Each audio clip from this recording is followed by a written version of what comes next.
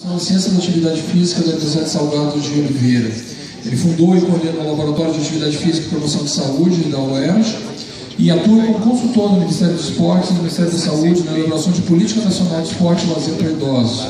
É bolsista PQ, do CNPq, e exerce a função de membro do Comitê Assessor da Agência para a Área de Educação Física. É professor visitante na Universidade de Roma, Tor Vergara, e atua na área de educação física, fisiologia do exercício e atividade física com populações com necessidades especiais. Professor Paulo, agora sim. Obrigado, Álvaro. Muito boa noite a todos. Eu queria fazer minhas palavras à Patrícia, agradecer e parabenizar a escola pelos seus 75 anos, pelo evento, agradecer na pessoa do Eduardo Cadório e do Álvaro, que me convidaram para participar desse evento. É sempre uma oportunidade legal de rever amigos antigos, de conhecer pessoas novas e agradecer sobretudo pela forma calorosa que vocês me receberam e vem nos recebendo. Obrigado por ter me convidado para participar dessa festa. Bom, quem me conhece há um tempinho, sempre me identifica com questões ligadas ao envelhecimento ou questões ligadas ao comportamento da pressão arterial do exercício. Quando me convidaram para falar nessa mesa sobre aspectos cardiometabólicos, do exercício, me veio a ideia de falar sobre algo que está começando no laboratório. Quer dizer, a gente está começando uma linha de pesquisa envolvendo exercício e obesidade na infância e adolescência. Então eu queria dividir com vocês hoje aqui algumas poucas coisas que a gente está começando a fazer, uma coisa que começou realmente há pouco tempo, mas principalmente o espírito, como é que a gente vem encarando a intervenção com base no exercício para crianças e adolescentes obesos. Então, na verdade, a gente teria dois objetivos nessa apresentação, ainda aqui sinteticamente pelo tempo. O primeiro deles, discutir o significado da relação entre sobrepeso, obesidade e aptidão física no que diz respeito ao risco para doença cardiovascular e mortalidade para todas as causas.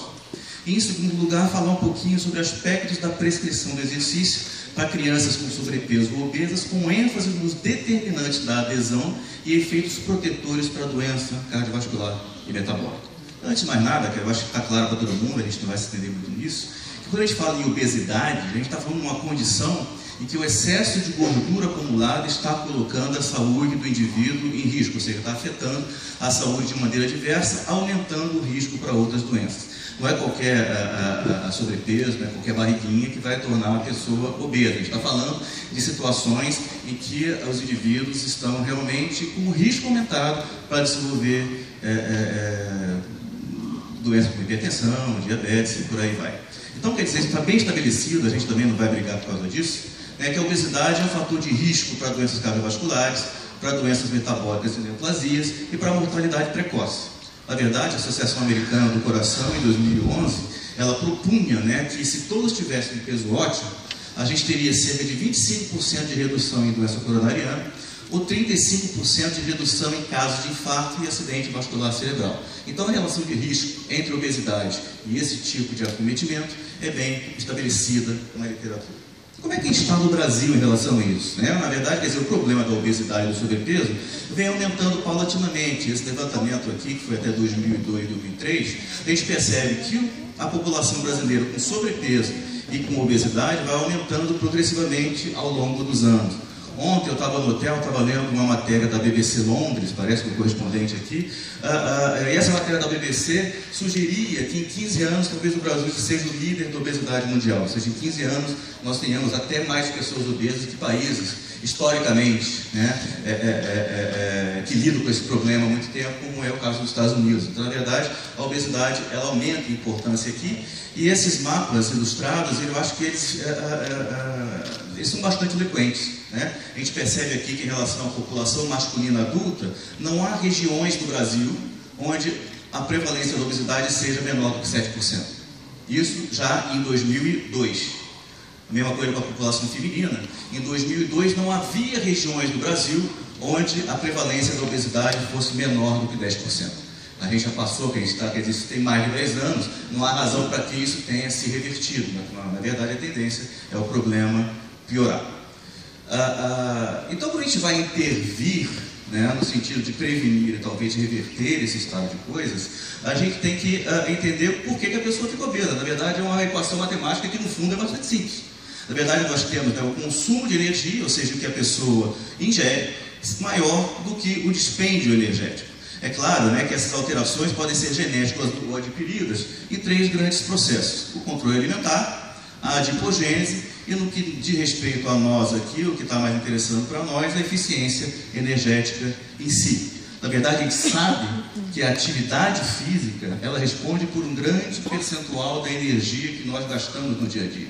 Na verdade, quer dizer, ela pode responder por de 5% a 40% do dispêndio energético diário, sendo, evidentemente, um fator determinante da obesidade. A gente está percebendo aqui que tanto em homens quanto em mulheres, o percentual de gordura tende a ser maior quando o nível de dispêndio não basal energético, ou seja, o nível de dispêndio energético relacionado à atividade física, ela diminui. Então nós temos uma relação clara também entre baixos níveis de atividade física e uma maior propensão à obesidade. Eu gosto muito desse quadro aqui, que eu acho que ele deixa essas manchas no mapa americano. Eu não conheço dados nesse sentido no Brasil, mas são bastante ilustrativos. Percebam que aqui na costa leste americana, a proporção, né, de pessoas inativas fisicamente é muito grande, é mais escura. E que isso tem a correspondência clara com a prevalência da obesidade e, por sua vez, tem a correspondência clara com a incidência de doenças cardiovasculares. Então, quer dizer, pela ponte da obesidade, pela ponte da inatividade física, a gente chega à conclusão que a prevalência de doenças cardiovasculares vai ser maior onde esses fatores estiverem mais presentes. Bom, então quer dizer, convencemos-nos que a prática de atividade física é algo que pode contribuir com a prevenção da obesidade e, por conseguinte, com a prevenção de doenças crônico-degenerativas, como são as doenças cardiovasculares.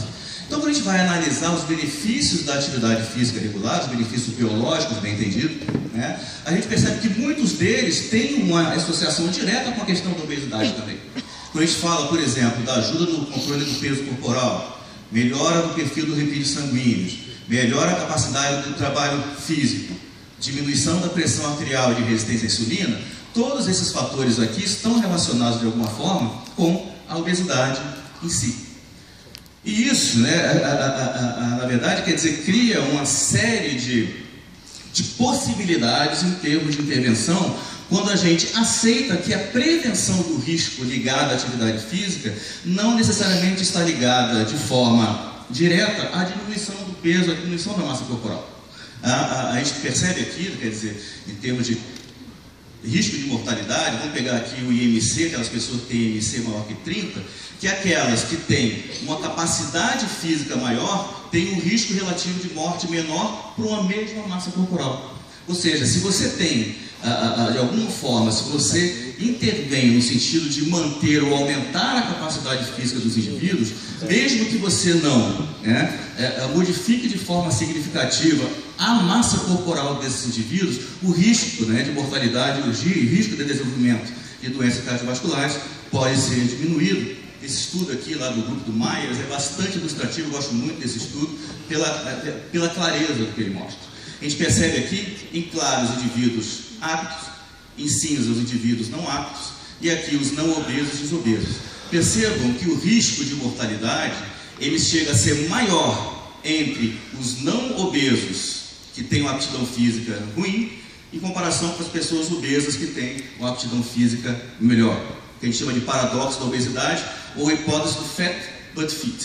Ou seja, quer dizer, eu posso ter o sobrepeso, eu posso ter um percentual de gordura elevado, mas se a minha capacidade física é melhor, muito do risco é diminuído, independentemente do efeito sobre a massa corporal. E eu faço questão de ressaltar isso, porque muitas vezes, e a gente vai chegar lá, a gente coloca como medida de sucesso de programas de atividade física para pessoas obesas a necessidade de perder massa corporal. Perder massa corporal é muito difícil.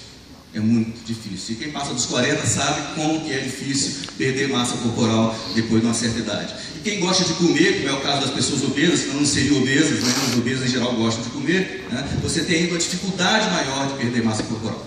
Então, quando a gente coloca, né, a medida de sucesso desses programas na perda de peso em si, você corre o risco de passar uma impressão de que o programa está sendo mal sucedido, a pessoa não se vê melhorando em relação ao que você quer, quando na verdade melhorias pode haver em uma série de outros fatores que dependem da massa corporal em si. Ou seja, é bem aceito hoje que o exercício tem um efeito independente sobre o risco para doenças cardiovasculares e metabólicas, é um efeito independente da perda de massa corporal. Não é porque eu diminuo o peso que eu melhoro. eu melhoro independentemente de diminuir o peso. Isso abre perspectivas interessantes de trabalho com essa população também. Então isso leva a gente a duas questões, né, que eu queria discutir com vocês aqui. Primeiro, que estratégia adotar para a prescrição do exercício? E que estratégia adotar na prescrição do exercício considerando os problemas específicos da obesidade infantil? A gente não pode esquecer que quando a gente lida com pessoas obesas, frequentemente a gente lida com pessoas que são avessas à atividade física também. E nós, como profissionais de saúde, nós temos um cacuete, que é achar que as pessoas vão adotar a nossa agenda como a agenda delas. A nossa agenda pode ser aumentar o despenho energético, a nossa agenda pode ser colocá-las para fazer determinadas atividades que a gente sabe que vai trazer melhor o que a gente quer. Não necessariamente essa é a agenda delas. Não adianta eu ter programas perfeitos, inatacáveis, sob a ótica da teoria do treinamento, a pessoa não faz. Então a gente tem que discutir um pouquinho também como que estratégias adotar para levar essa população, e mais grave ainda em relação à obesidade infantil, a realizar o tipo de trabalho que a nossa agenda sugere, a nossa agenda oculta sugere. E aí, eu gosto muito dessa passagenzinha lá das recomendações do livrinho do American College, que todo mundo usa, que é a seguinte: a arte da prescrição de exercícios é a integração bem-sucedida das ciências do exercício com técnicas comportamentais que resultam na aderência a longo prazo e atenda aos anseios do indivíduo. É isso que faz a prescrição do exercício ser uma questão eminentemente pedagógica. A prescrição do exercício, claro que você tem os elementos biológicos que estão ali para nos subsidiar, mas a prescrição do exercício é uma questão que é muito mais pedagógica do que biológica, porque se trata de transformar em práticas de vida conhecimentos que a gente tem. Então não adianta eu dizer para ela, faça exercício porque é bom para você, porque é bom para você. Se eu não consigo fazer com que a mensagem chegue a ela, e eu não toco no sistema de valores que ela tem, ela não vai fazer exercício, por mais que eu diga que é bom. Isso explica um pouquinho o nível de natividade no Brasil também, apesar de, se eu fizer uma entrevista em qualquer cidade, qualquer local, todo mundo vai dizer que o exercício é uma coisa importante. Então, a prescrição do exercício não pode deixar isso de lado. Como que eu vou atingir determinado grupo que eu quero atingir? E ainda que esses percentuais variem, a Patrícia mostrou alguns percentuais interessantes em relação à prevalência do sedentarismo no Brasil, esse aqui é ainda mais dramático, né? Foi divulgado pela Sociedade Brasileira de Cardiologia em 2005, apontando que cerca de 83% da população total não praticava atividade física no Brasil. Então 83%, né? Eu duvido que esses 83% não digam em alto e bom som que o exercício é bom, mas eu não faço. E é esse gap, é essa lacuna que a gente tem que entender melhor para levar as pessoas a realizarem as atividades que a gente reputa como boas. E aí, quando a gente vai ver as recomendações para o emagrecimento, eu não vou tocar nisso aqui, porque todo mundo conhece, qualquer livro de texto tem, mas eu queria colocar algumas coisas que aparecem nessas recomendações em geral, mas que nós negligenciamos, principalmente nós que trabalhamos com fisiologia do exercício, esse tipo de coisa. Primeiro, os aspectos socioculturais têm que ser considerados. A diversificação das atividades tem que ser considerada. A promoção de novos hábitos de atividade física e dieta para toda a vida tem que ser trabalhada na perspectiva pedagógica da adesão. E a gente teima em manter o discurso em termos de volume, intensidade, frequência semanal, isso tudo está bem definido. Mas como que eu vou levar as pessoas a fazerem isso? Eu gosto muito dessa série aí que foi organizada pelo Pedro Alau, pelo Pedrinho, nessa aí do Lancet. Eu gosto muito desse artigo em que procura-se discutir por que algumas pessoas são fisicamente ativas e outras não. Então, no contínuo de vida, nós temos aqui as crianças e os adolescentes. Percebam, né, que eu tenho coisas que são diferentes em relação aos adolescentes e às crianças, no sentido de motivá-las à atividade física, que vão ser diferentes se eu analisar, por exemplo, um adulto jovem ou um adulto mais idoso. Então, na verdade, no caso dos adolescentes, os modelos, a escolarização, a influência dos amigos, do próprio ambiente construído, é uma coisa que parece ser fundamental para motivá-las à atividade física. E como é que a gente está lidando com isso, na verdade? Como é que a gente está lidando em relação à obesidade infantil no nosso país? E como é que a gente está lidando com essas questões que eu venho apontando para vocês? A gente percebe também nesse gráfico, né, tirado do DataSUS, isso vai até 2009, que tanto o excesso de peso quanto a obesidade em meninos e meninas se torna um problema importante no Brasil ao longo dos anos. Enquanto a gente tem os problemas de déficit de peso diminuindo, a gente tem problemas de excesso de peso aumentando. Então o Brasil é um país interessante, né? O Brasil é um país que não equacionou ainda os problemas da fome e já lida com os problemas da obesidade. O Brasil é um país que não equacionou ainda o problema da juventude, mas já lida com o envelhecimento. Na verdade, a gente tem que jogar em todas. Então, na verdade, a gente percebe que a questão da obesidade infantil é importante. Lá no laboratório, a gente pegou crianças, eu estava comentando com não sei quem, numa conversa de bar. Eu peguei um dia desse uma criança de 4 anos com 70 quilos. Então, na verdade, quer dizer, alguma coisa que vai... Mas isso vem também de uma certa coisa cultural, o bebê bonitinho, o bebê gordo, né, aquela coisa. Então, isso influencia um pouco. No caso das crianças, isso tem um agravante, que é o fato de que a gordura corporal, a partir de um certo, digamos assim, nível, ela é muito mais associada ao número de células adiposas do que ao tamanho das células adiposas em si. E nós temos uma fase de ouro para desenvolver esse número de células adiposas, que é a adolescência. A gente percebe aqui, tanto em crianças obesas, aqui em rosa, quanto em crianças eutróficas, aqui em azul, eu tenho o número de células aumentando ao longo da infância e da adolescência. Então o indivíduo, quando chega na fase adulta, ele tem um certo número de células adiposas que vai ser mantida. Isso fica claro aqui quando o estudo aqui do Spalding, na Nature, que é muito interessante, analisa pessoas que fizeram cirurgia bariátrica. Então percebam, né, que o volume das células após uma cirurgia bariátrica diminui, mas não o número.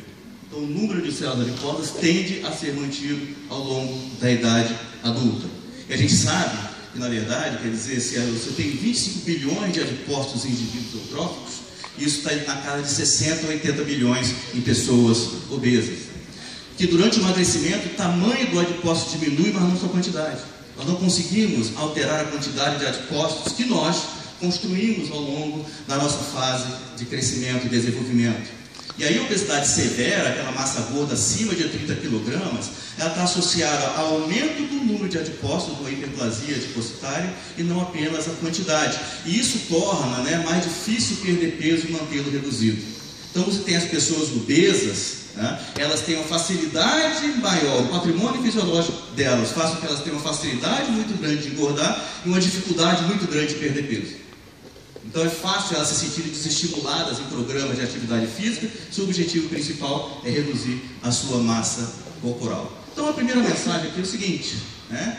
A gente tem que fazer o possível para não explodir a quantidade de células adiposas, entre aspas, na fase de crescimento e desenvolvimento. E por outro lado, para mim fica claro que a prevenção da obesidade na infância e na adolescência é provavelmente mais eficaz do que combatê-la na vida adulta. Então, na verdade, a gente sabe que a obesidade infantil está ligada à obesidade na vida adulta. E que isso, por sua vez, está relacionado à mortalidade precoce, síndrome metabólica, alterações da composição corporal e a própria diminuição da aptidão cardiorrespiratória. Isso explica, né, o fato de qualquer recomendação em relação à prevenção da obesidade na infância e adolescência incluírem o aumento do gasto energético, e aumentar, portanto, a atividade física, e explica a quantidade de estudos que vem sendo publicados nesse sentido. Na verdade, são muitos estudos que vêm sendo publicados no sentido de como intervenções com atividade física podem contribuir com a prevenção da obesidade infantil. Qual o problema disso? É que, novamente, a maior parte dos estudos lida com esse tipo de questão. As linhas de recomendação, que eu acho que estão bastante claras, não precisa de discutir. Então, as linhas de recomendação são sistematicamente a preocupação dos estudos que lidam com obesidade infantil. Ou seja, a intensidade, o volume, a resposta. Se a criança fizer, eu tenho tal resposta. É esse se a criança fizer que é o grande problema que a gente está lidando.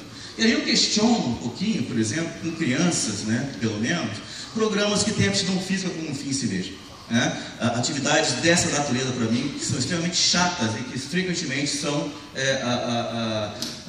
rejeitadas pelas crianças. Você colocar uma criança obesa, por exemplo, numa academia, pedalando sozinha, como uma miserável, numa bicicleta sem conversar com ninguém, é uma coisa que é extremamente monótona, uma coisa que é extremamente chata, e isso não facilita a criança a aderir ao tipo de atividade.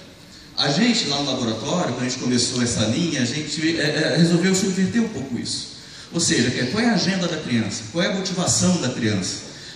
Ou seja, resgatar algo que o Peter Bruegel, lá, o pintor belga, lá no século XVI, via de forma bastante clara, que são os jogos infantis, o que leva a criança a gostar da atividade.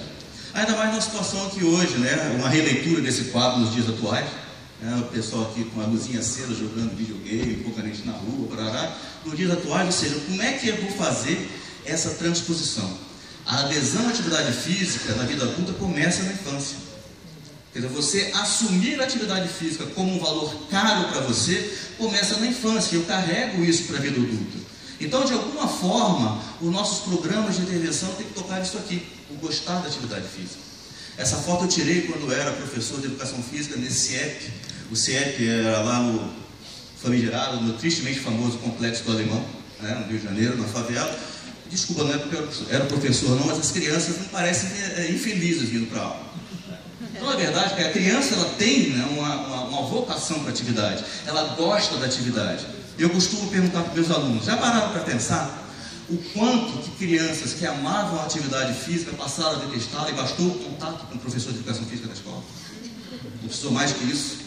O quanto que a gente ensina as crianças a amar a atividade, ou o quanto que a gente ensina a um grupo de crianças que isso não é para ela, que é para outros. E quantas pessoas a gente afasta da atividade física com esse tipo de abordagem, com esse tipo de atitude. E aí o Fabrício, né, a gente começou uma parceria muito rica com uns amigos lá da Universidade do Porto, mais especificamente o professor André Seabra. Eles propuseram, quer dizer, que a gente fizesse alguma coisa com futebol recreativo. E o Fabrício, que fazia o doutorado dele na época, eu pedi para ele fazer uma revisão sistemática sobre os efeitos da atividade física praticada por adolescentes com sobrepeso e obesidade, com uma série de marcadores de risco. Então ele fez essa revisão foi publicada no ano passado na Sports Medicine, e na verdade partiu de um total de artigos, mais de 1000 artigos, e a gente trabalhou só com ensaios randomizados, controlados, parari, parará. No final das contas fizemos uma revisão em cima de 24 artigos de alta qualidade. O que o Fabrício encontrou que foi muito interessante? Primeiro, e o óbvio, né, é que a atividade pode melhorar a aptidão física e diminuir o risco para doença cardiovascular em crianças obesas. Mas tudo bem, a gente está falando a mesma coisa que todo mundo fala, né? Mas ele identificou também que o principal desafio que se apresenta é identificar as razões da baixa adesão dessas crianças ao programa de atividade. A maior parte dos estudos, na verdade, aplicou atividades tradicionais cujo controle da intensidade e volume é fácil, mas que são pouco motivadoras, ainda mais se tratando de crianças. Nenhum dos estudos que a gente revisou mediu, por exemplo, o grau de satisfação das crianças e a adesão às atividades realizadas. Aquelas que fizeram, aquelas que não fizeram, não fizeram. Mas o que as motiva para isso? Então, quer dizer, além dos benefícios clínicos potenciais, é importante entender que tipos de atividade podem motivar adolescentes obesos, sem o que qualquer intervenção se faz inócua. Então, isso está por trás do espírito da filosofia de trabalho que a gente vem tentando aplicar lá no laboratório. Como? Esse projeto com a Universidade do Porto começou com turmas de futebol recreativo. O Fabrício fez o sanduíche inverso, na verdade, ele foi fazer o doutorado lá no Porto e veio coletar os dados aqui conosco no Brasil e foi defender lá. Então fez um sanduíche inverso. Então, na verdade, quer dizer, a gente montou na UERJ um programa de futebol recreativo em parceria, né, através do professor André Seabra, com o programa da FIFA Futebol para a Saúde. Então a gente ficou pensando qual tipo de programa que a gente poderia aplicar para crianças obesas. E a tese dele investigou os efeitos na composição corporal, aptidão cardiorrespiratória e fatores de risco para síndrome metabólica de um programa de treino de futebol recreativo e inclusivo. Inclusive por quê? Eu vou explicar daqui a pouco, desses adolescentes, por pequenos jogos. Por quê? Porque na nossa tradição, não sei como é que nos países nórdicos, mas nos países latinos eu posso dizer isso com bastante certeza, na verdade, quer dizer, o gordinho é back parado, é goleiro. Então, na verdade, se a gente apenas colocar as pessoas para jogar futebol, né, aquelas crianças que têm sobrepeso vão ser alijadas do gasto calórico. E, por outro lado, se eu montar uma turma só com crianças obesas, a criança obesa não vai querer participar, porque você cria o estigma. Na verdade, olha a turma dos gordinhos, agora é a turma dos gordinhos. Então, na verdade, todo mundo vai embora. Então, o desafio foi, né, quer dizer, o futebol recreativo, ele teria de representar uma atividade capaz de induzir um volume de treino e gasto calórico compatíveis com adaptações favoráveis na composição corporal, fatores de risco para síndrome metabólica e aptidão física. E aí a questão é como fugir da tradição do back parado do goleiro. Então, o que o Fabrício fez na época? Né? O que a gente começou a pensar, aquela questão pedagógica, qual é a coisa mais gostosa do futebol? Vocês não sabem? Aqui no Rio Grande do Sul joga futebol. Tem 2 times aqui, parece, né? É o gol. Então, a coisa mais gostosa do futebol é o gol. Então, o Fabrício, na verdade, ele criou pequenos jogos, de 2 contra 2, 3 contra 3, 4 contra 4, de maneira que eles fizessem gol o tempo inteiro. Na verdade, você trabalhava em pequenos períodos do campo, áreas do campo, eles faziam gol o tempo inteiro, todo mundo participava, não vou entrar em detalhes, mas a gente conseguiu monitorar a intensidade da atividade de maneira que realmente levasse a um gasto calórico importante, e aí fizeram esse treinamento durante 12 semanas. Eu acho até que a parte mais bonita do trabalho dele é como que ele concebeu a intervenção de maneira a crianças obesas e crianças não obesas jogarem juntas. É uma coisa até que tem que ser discutida com mais calma um dia, eu acho que foi uma coisa bastante bonita. E aqui para ilustrar, na verdade, a gente está no grupo obeso intervenção e o grupo obeso controle. Aqui onde tem vermelho é onde houve diferença pré-pós em relação do grupo obeso com o grupo controle. Então percebam que nós tivemos em 12 semanas um impacto importante no peso do IMC, no próprio percentual de gordura em relação ao grupo controle, pressão sistólica, VO2 de pico, ou seja, a gente teve um impacto tanto em relação à massa quanto a aspectos funcionais desses indivíduos e também em marcadores de risco para a doença cardiovascular. O colesterol total melhorou, HDL, triglicerídeos, proteína C reativa, glicose em jejum, resistência à insulina, marcadores inflamatórios como TNF-alfa, ou seja, uma série de marcadores de risco melhoraram nessas crianças. Mas a massa corporal também diminuiu, professor. Você não disse que é independente da massa corporal? Pode ser e frequentemente Então nós trabalhamos, além do futebol, nós trabalhamos com, aqui em relação à variabilidade da frequência cardíaca. Aqui a gente tem um grupo não obeso em branco, sempre em branco. Em cinza a gente tem o grupo de intervenção e aqui o grupo controle. Percebo que todos os marcadores autonômicos, após as 12 semanas, o grupo de intervenção começou a se aproximar do controle dos grupos eutróficos, tanto em relação à atividade simpática, parasimpática, balanço autonômico, ou seja, realmente foi uma série de fatores de risco que a gente conseguiu modificar. Aqui a microcirculação a mesma coisa, a platinografia em relação à hiperemia reativa. Novamente, depois do treinamento, nós tivemos os indivíduos se aproximando do que tem os indivíduos eutróficos, ou seja, uma melhoria evidente em relação à microcirculação. Mas nós propusemos outro tipo de trabalho também. A gente chegou à conclusão que as crianças, principalmente adolescentes de 12 a 17 anos, se sentem muitas vezes seduzidas pela musculação, muitas vezes seduzidas pelo treinamento de força em si. Então, paralelamente ao trabalho do Fabrício, nós desenvolvemos um programa de efeitos do treinamento resistido nessas crianças obesas. O que elas fizeram? Na verdade, eram 83 pacientes, depois que foram testados para critérios de elegibilidade. No final das contas, tivemos 53 pacientes divididos em grupo experimental e grupo eutrófico, que fizeram a seguinte progressão do treinamento resistido. Na verdade, nada diferente do que as recomendações em geral trazem, ação muscular concêntrica e excêntrica, frequência de 3 vezes por semana e com a carga e o volume que eram progressivamente adaptados ao longo das 12 semanas de treinamento. Vamos ver o que a gente encontrou aqui.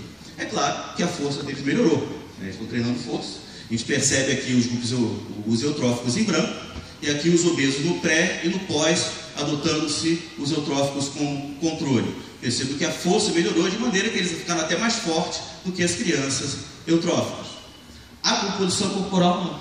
Então, na verdade, o impacto na composição corporal, tanto em relação à massa de gordura, a massa magra e o percentual de gordura, não foi grande coisa. Percebo que eles ficaram mais ou menos estáveis, não chegando a alcançar o que os eutróficos tinham. Então, aqui não houve impacto na massa corporal e na composição corporal. Mas vamos ver o que aconteceu com o risco. Marcadores bioquímicos, como glicemia, como glicemia em jejum, tolerância à glicose, aqui não estou conseguindo, insulina, triglicerídeos. Percebo que todos esses marcadores exibiram melhora, independentemente de melhoras na composição corporal. A pressão arterial acompanhada por 24 horas, aqui a pressão arterial sistólica, diastólica e a pressão arterial média, geral, em vigília e durante o sono. acho que o gráfico é ilustrativo, ilustra-se por si mesmo. Percebo que em todos os casos houve a diminuição do perfil tensional dessas crianças, independentemente de mudanças na massa corporal. A própria microcirculação, medida por plexigrafia, o fluxo basal melhorou, a função endotelial, endotélio dependente, né? O fluxo basal, a condutância pós-isquemia, tudo isso melhorou com o treinamento de força, e isso tudo foi independente da massa corporal. Recentemente nós submetemos um estudo tentando ver como é que isso afetaria a disfunção autonômica cardíaca dessas crianças. Então nós dividimos os voluntários, na verdade, no grupo obeso e no grupo controle, e o mesmo treinamento que existiu, que foi feito por 12 semanas, que eu acabei de escrever para vocês, a gente tentou ver como é que isso impactava na modulação autonômica por meio da variabilidade da frequência cardíaca. Percebam o seguinte, novamente aqui, marcadores de atividade parasimpática, melhorando em relação a essas crianças. Aqui eu tenho o controle e aqui eu tenho os obesos antes e depois. Percebo que marcadores parasimpáticos melhoraram de forma geral nessas crianças obesas, ao mesmo tempo em que a atividade simpática tendeu a diminuir e a modulação autonômica melhorou como um todo. Ou seja, quer dizer, um impacto que, em princípio, reverteria, né, a disfunção autonômica frequentemente encontrada nessas crianças acometidas de sobrepeso e obesidade. Então, qual é a mensagem? Na verdade, como eu disse, está começando o laboratório, não temos muita coisa. Mas a filosofia está implantada. O que a gente está perseguindo no laboratório hoje? Atividades que as crianças obesas gostem de fazer, que consigam fazer em conjunto com todas as crianças. A gente começou recentemente um projeto na mesma linha com o judô. Judô é alguma coisa que até referências atléticas para as crianças muitas vezes são obesas, muitas vezes têm sobrepeso importante. A gente está começando com judô e começando com natação. Eu tenho a impressão que com isso a gente está desenvolvendo tecnologia, mas desenvolvimento de tecnologia não no sentido dos desfechos que a gente está perseguindo, mas da forma de trabalho. Idealmente no dia a gente vai sentar com o pessoal e vai tentar descrever essa forma de trabalho. Como é que você trabalha com futebol com crianças obesas? Como é que você trabalha com musculação com crianças obesas? Como é que você trabalha com natação, com judô? Como é que isso pode impactar de alguma forma do risco dessas crianças? Então, à guisa de considerações finais, eu tinha duas coisas. Primeiro, as iniciativas para a prevenção da obesidade infantil e inclusão de crianças com sobrepeso em programas de atividades físicas divertidas e motivadoras com letras capitais são cruciais para a diminuição de riscos associados à obesidade na idade adulta. Não adianta a gente ficar dizendo só que a atividade física é bom e prescrever atividades caretas para essas crianças, e elas são avessas a isso. A gente tem que começar a estudar como chegar a elas. Como que elas vão realmente aderir ao nosso programa de treinamento. E segundo, a prática de atividades físicas por crianças com sobrepeso ou obesas pode acarretar impacto positivo sobre diferentes fatores de risco para doenças cardiovasculares e metabólicas, independentemente do impacto na massa corporal em si. E isso leva a uma mudança fundamental de postura. A medida de sucesso dos nossos programas de atividade física para pessoas obesas de qualquer idade não é a perda de peso. A medida de sucesso não pode ser a perda de massa corporal. Isso é frustrante, eu sei há quanto tempo que eu quero perder essa barriguinha aqui, não consigo. Imagina a pessoa obesa. Então, na verdade, se a gente coloca isso como medida de sucesso, em grande parte dos casos a gente está fadado ao fracasso. Se a gente coloca como medida de sucesso a adesão das pessoas aos programas que a gente faz e a diminuição de risco associada que vem a reboque dessa evasão, eu vou estar atendendo ao mesmo tempo a minha agenda oculta, que é a diminuição do risco, e a agenda das pessoas que está relacionada aos valores que elas carregam em relação à atividade física. Eu lembro de um livro do Bento, muitos anos atrás, em que ele tem uma seguinte passagem que eu não esqueço. Ele diz o seguinte: a atividade física desprovida de valor não tem sentido.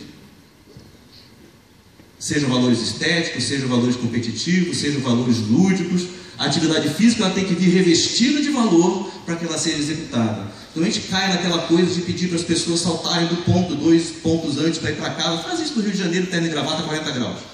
Para subir de escada, não subir de elevador. As pessoas não aderem a esse tipo de comportamento. Por quê? Porque está desprovido de valor. É achar que a atividade vai ter um valor intrínseco à atividade em si, se não tiver algo mais que atenda a tua estrutura motivacional. Quando a gente trabalha com crianças com esse perfil, que são suscetíveis e permeáveis a estigmas que são graves, e que tendem a fazê-las se afastar da atividade porque elas não se expõem ao ridículo, muitas vezes, isso é fundamental. acho que mais do que nunca, né, se a gente vai trabalhar com esse tipo de população, a gente tem que esquecer um pouquinho que nós somos profissionais de educação física e voltar a ser o que eu me considero, e nunca deixei de ser, que é um professor de educação física. Um professor que vai fazer essa ponte entre o conhecimento e a adesão real dos diferentes grupos que a gente trabalha a atividade física. Queria aqui, como ninguém faz nada sem dinheiro, queria agradecer figuradamente ao CNPq e à FAPERJ pelo apoio que vem dando aos nossos trabalhos. Agradecer esse pessoal aqui maravilhoso. Eu passo mais tempo no laboratório aqui em casa, então de alguma forma eu tenho que gostar de estar lá, e esse pessoal aqui me faz realmente gostar de trabalhar onde eu trabalho. E agradecer demais a vocês pela atenção. Na verdade, essa aqui é o UERJ, esse campus lindo, maravilhoso aqui, é a nossa universidade. E eu estou bem nessa janelinha aqui, no 8º andar. Obrigado pela atenção, Roberto.